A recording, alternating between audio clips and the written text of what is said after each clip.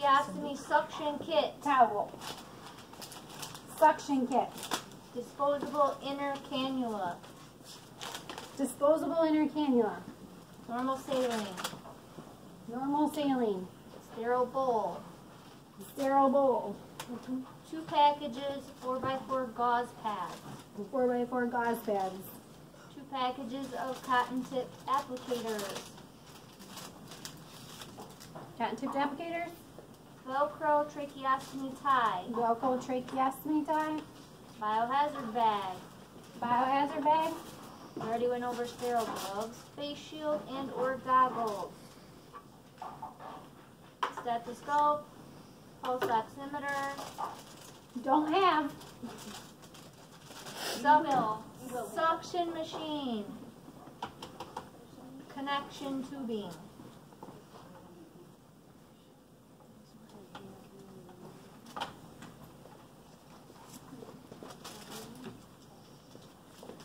And there's your pulse oximeter. Look at that. Yay. Alright, first step is to review the order. So I'm going to look at the physician's order. See what it is I'm supposed to do. Determine if the patient has allergies to latex. Because I might use latex products. Introduce yourself and identify the patient using 2 identifiers. Hello, my name is Lisa Geisel. I'm going to be your nurse today. Can you tell me your name and date of birth? Okay, thank you. Explain the procedure and assess patient's understanding of the procedure. So I am going to suction out your inner cannula and then I'm going to change your inner cannula. Have you had this done before? Yes, I've had this done before. Okay, do you have any questions before I start? Provide privacy. So pull the curtains around, which I can't do or you all can't see. Perform hand hygiene and apply clean gloves.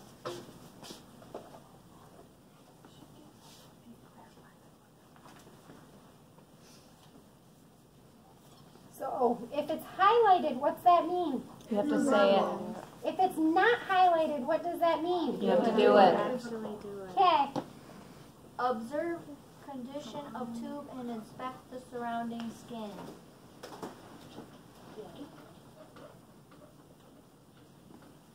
Note any signs and symptoms of airway obstruction. Encourage patient to cough out secretions. Auscultate lung sounds. Note respirations, rate and depth. So I want to look around, make sure that there's no areas of breakdown. I want the patient to cough because if they can clear these secretions without me doing the suctioning, that's actually better for them than me doing the suctioning. Because the more times I introduce the catheter down into the trachea, the more secretions it actually produces. So if they can cough and get those secretions out, I want them to do that. Sometimes they'll cough and they'll be all over the outside. You don't stick anything in there, but you can take a Kleenex and wipe around the outside. Okay? If they can cough and clear and feel better, then great. That's what I want them to do. Auscultate lung sounds.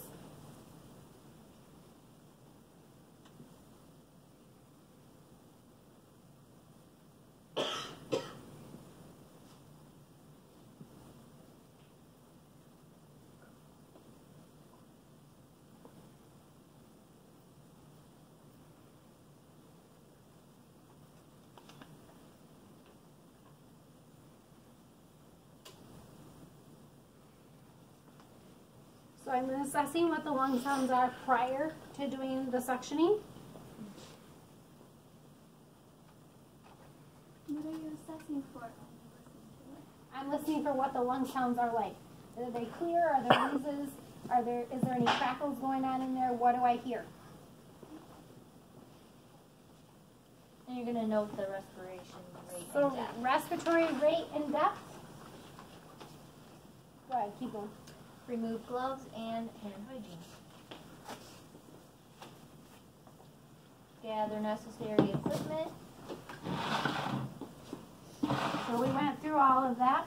Position patient in a semi-Fowler's position. Most patients with a trach are going to be upright. They're not going to be lying down flat. But you want to make sure that they're at least semi-Fowler's before you do any suctioning. Place pulse oximeter on the patient's finger. Note reading and leave in place. 82. Place a towel across the patient's chest.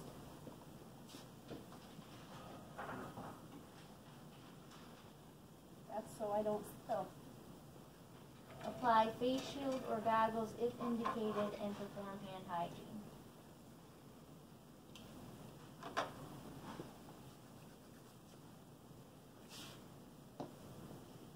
Prepare equipment using surgical asepsis. Open the suction kit.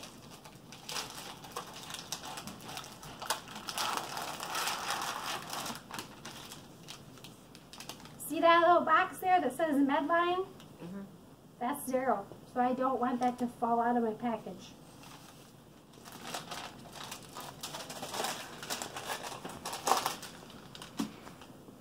Can I go through this whole setup or you got something to say? No, you can go through. Add normal saline lip first and apply sterile gloves. So what I want to do is I want to get that box out because that's where I'm going to put my saline that I need to use for my suction. So you want to touch as far away from the top of the box as possible. Okay? So the bottom of the box usually doesn't have plastic on it. So I'm trying to see how this box is packaged.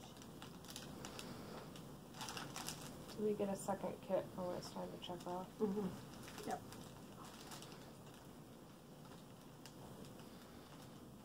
It appears that it's upside down, but I can't tell, so we're going to try it.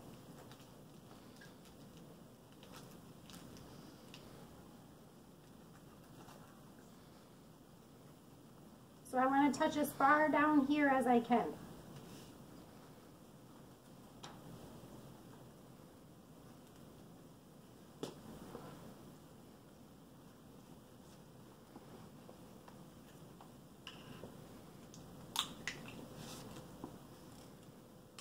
This cannot go below my waist. I lip the solution, label in the palm of my hand, and I pour it into this container. You have to pour water off first. Yes, you have to lip it. Why is that? Because it cleans any debris off the top from when you peeled that plastic off there. And be careful if you switch hands, because then your lipped side is on the opposite side. So like Lisa did that, she just used the one hand. We're But busting you'll out. do this. Many of you You will. don't have to. It's like, Okay? Sanitize.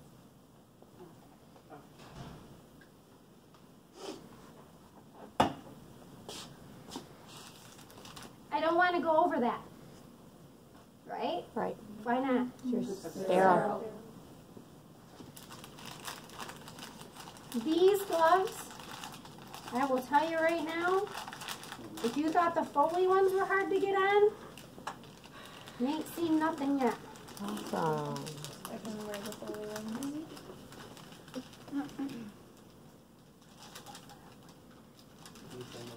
Get more of the check.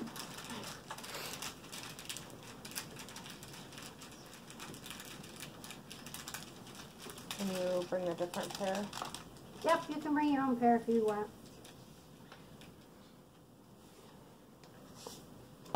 Look at that mess. Yeah.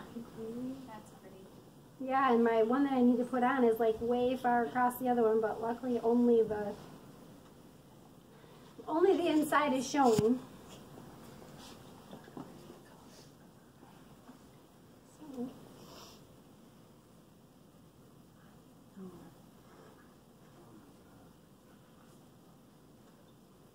So, yep, pretty much. And you can't shake them too much either, can you? Mm-mm.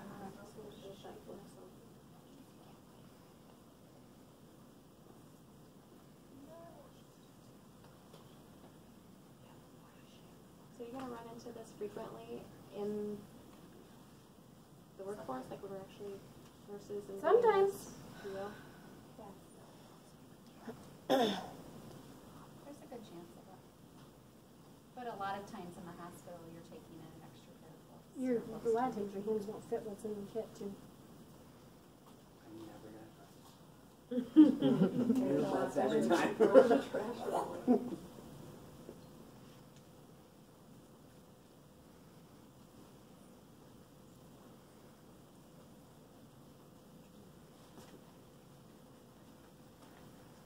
I think the thumb's on the other It side. is.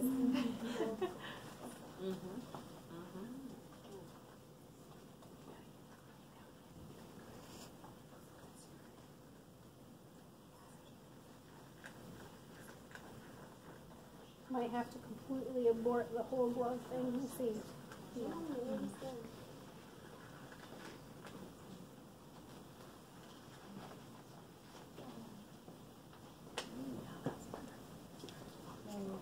Good work.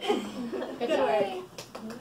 Pick up the suction catheter with dominant hand, wrap in hand without touching non-sterile surfaces.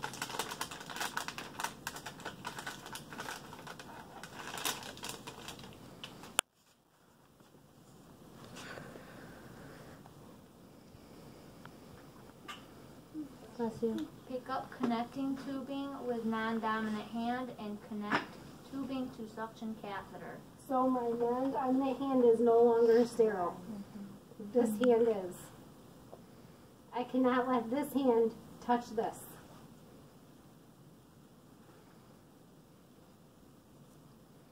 With non-dominant, unsterile hand, turn on the suction device to 100 to 150 millimeters mercury for an adult. Assure that the equipment is functioning properly by suctioning a small amount of the saline from the container.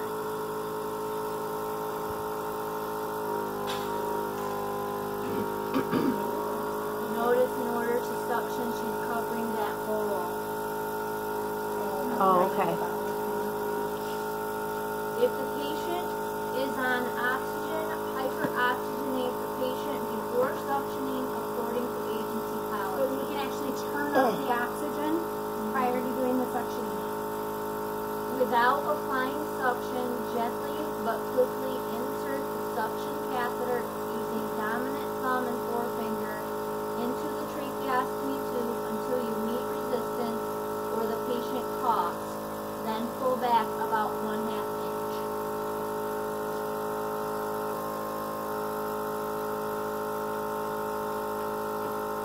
This can only go straight in. It can't touch any of those surfaces. Nor can your hand touch the outer cannula. Okay, I'm in. I feel resistance. I pull back. Withdraw suction catheter while rotating it back and forth between dominant thumb and forefinger, applying intermittent suction by placing and releasing non-dominant thumb over vent of suction catheter. So right here, intermittently. So start, let go, start, let go, start, let go. Make sure you have very good control of this because once it gets to the top, I don't want it touching anything. Encourage coughing and deep breathing So between now I want to suctioning. curl this back up so I can put the oxygen on. Notice I'm still only touching that with my sterile hand, and I want to tell my patient to go ahead and cough and take some deep breaths.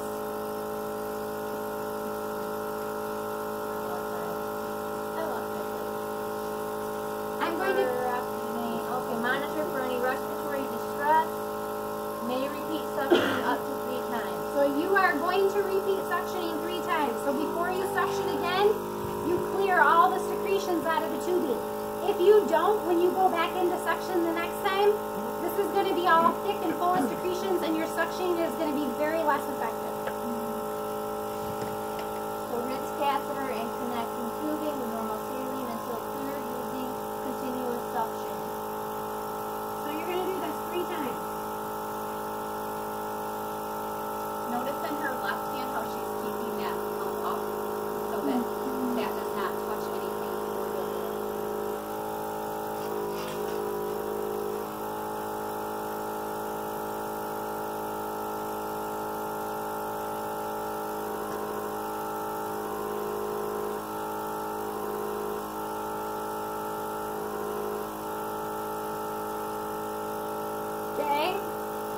I'm going to clear it out after my third try, my third pass, because all of this is full of secretions. And if I don't clear it out for the next person that needs to use this connection tubing, it's all going to be crusted up and dry, and it's not going to work, and then the patient's going to have to be charged for more connection tubing. Go ahead, Cindy, sorry. Turn off suction device. Disconnect suction catheter from connecting tubing. Roll suction catheter around fingers of dominant hand. Pull gloves off inside so that suction catheter remains in glove and discard.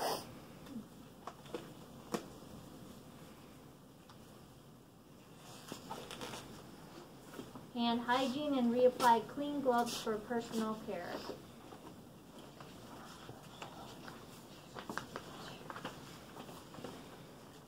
Okay, so what's personal care consist of? Take care. Okay, you can use the toothettes. You want to go in and make sure. One more thing I want to mention about the suctioning. Every time you're in there, when you're in there doing suctioning, your patient is not breathing. So the longer it takes you to do that, the longer they're not breathing.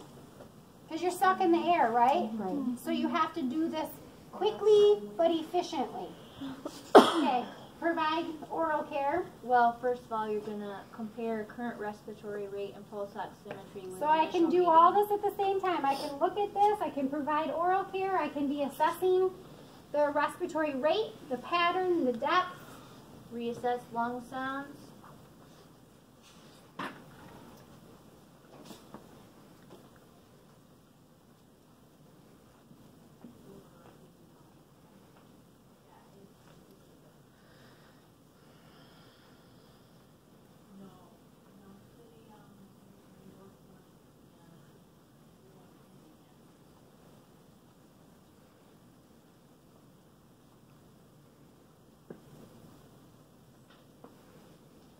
Remove gloves and hand hygiene.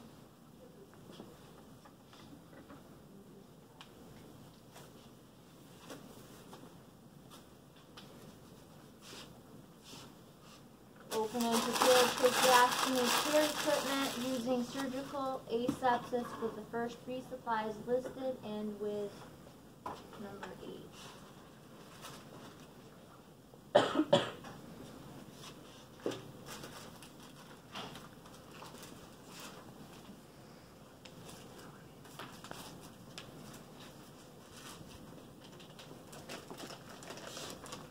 First 3 supplies listed are what? Sterile bowl, sterile normal saline, and sterile disposable inner cannula.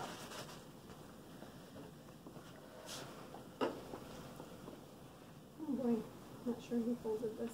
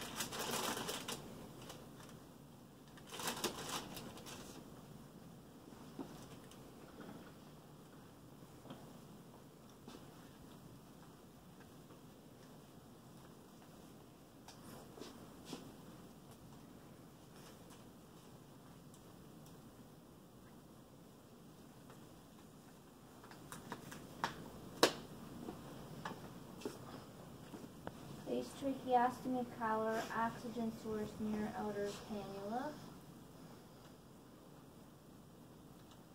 With non-sterile hand touching only the outer aspect of the tube, remove the disposable inner cannula. So you pinch these two things together and pull out.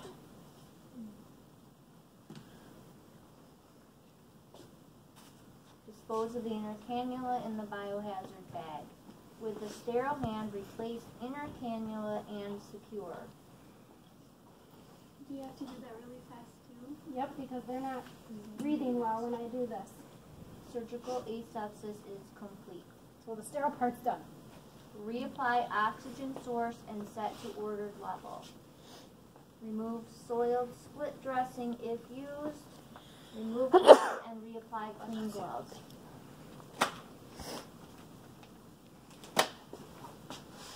With 4x4 gauze pad and cotton tipped applicators saturated in normal saline, clean exposed outer cannula surfaces and stoma underface plate. Clean in a circular motion from stoma site outward.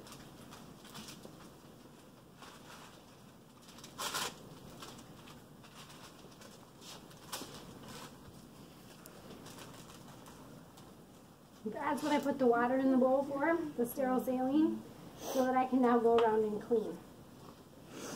How come you don't do that when you're setting up to clean? Because I don't need any of this to be sterile, I just need it to be clean. Okay. I don't want to break sterile technique. I don't want to have to try to maintain sterile technique any more than I have to. It used to be we set this all up in one big kit ahead of time. The cleaning, we used to take the cannula out, we used to clean it with pipe cleaners, which they still do a lot of in home care. But it was a huge tray with multiple solutions, multiple sterile things that had to be opened ahead of time. Okay. Now most cannulas are disposable. Take it out, put a new one in. It used to be you took the inner cannula out, you cleaned it with half peroxide, half sterile saline, then you rinsed it, and you cleaned it with pipe cleaners, and then you put that one back in. So now I'm going to clean. I use the cotton tipped applicators around the stoma and underneath. You can also use the 4x4 gauze pads. You just don't want to be sticking your finger up underneath that faceplate. It's tight to their neck, and that actually causes irritation to the trachea. So I use these to go underneath, and you work from the stoma outward. Then throw that away, get a new one. How often would you change the inner cannula? Get a new one. Just a second. Throw it away, get a new one.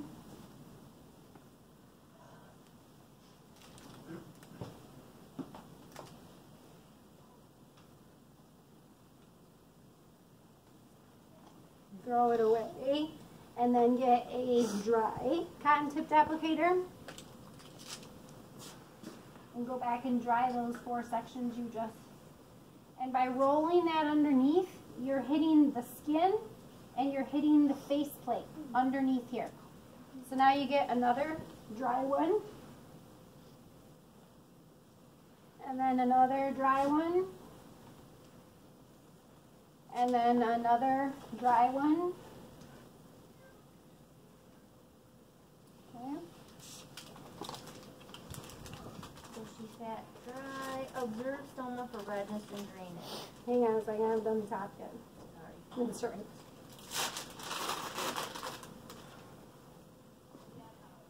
So now I'm going to use this to do this part here. Always working away from the stoma. Now I'm going to dry.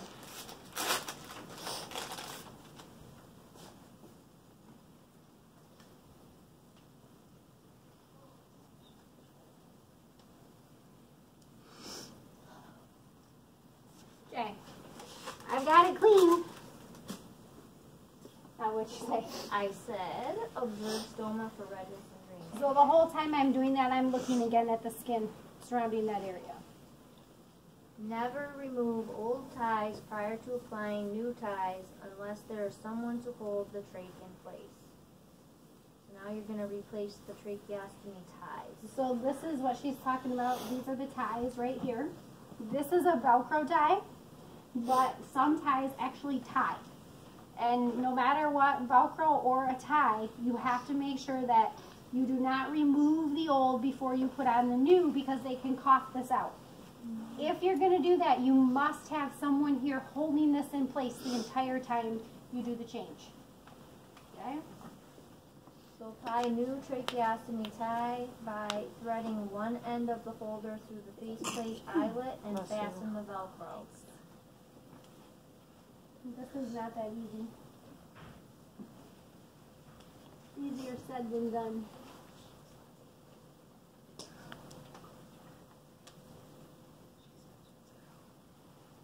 Would it be easier to have someone out there to hold it? No, because the whole idea is you don't really want this to be away from their neck, and you don't want to cause any irritation if you can help it.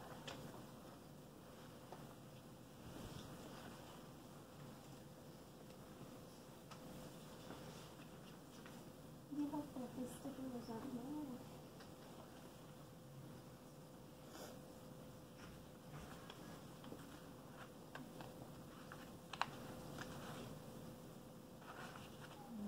Bring the holder around the back of the patient's neck, thread it through the other faceplate eyelet, and fasten securely.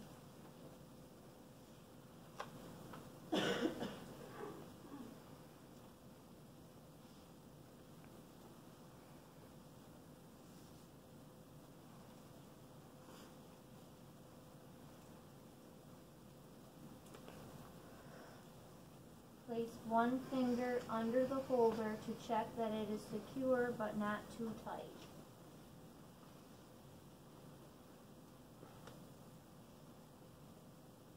Okay. The Velcro trach ties are a little different than the cloth ties. The Velcro have a little bit of give, so it tells you one finger. If you read in your book, it'll tell you 2 fingers. Why does it tell you 2 fingers? Because the ones that are not trach ties, the cloth ties don't have that give. So you can do 2 fingers. Okay, but you're checking 1 finger. Okay. Disengage the soiled Velcro on both sides and gently remove from the eyes of the faceplate and discard in the trash. So I always do my new tie at the bottom and my old tie at the top. That way I know which one I'm removing and which one is supposed to be staying in place.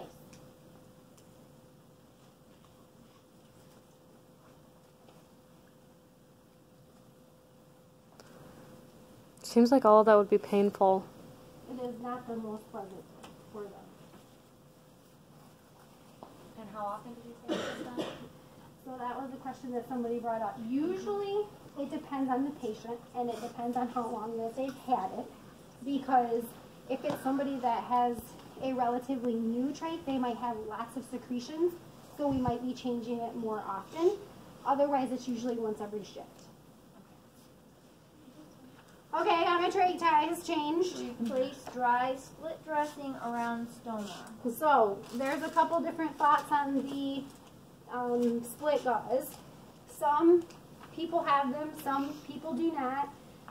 We always used to use them. It was everybody had them on, but now we see that it actually holds secretions near that area, and sometimes it's more risk for bacterial infection with these being saturated. Typically newer stomas, newer trachs have these all the time for a while because there is so much drainage and it's more of a comfort measure. But notice it's a split gauze. You cannot use one of those other gauze and cut it, because what happens when you cut that other type of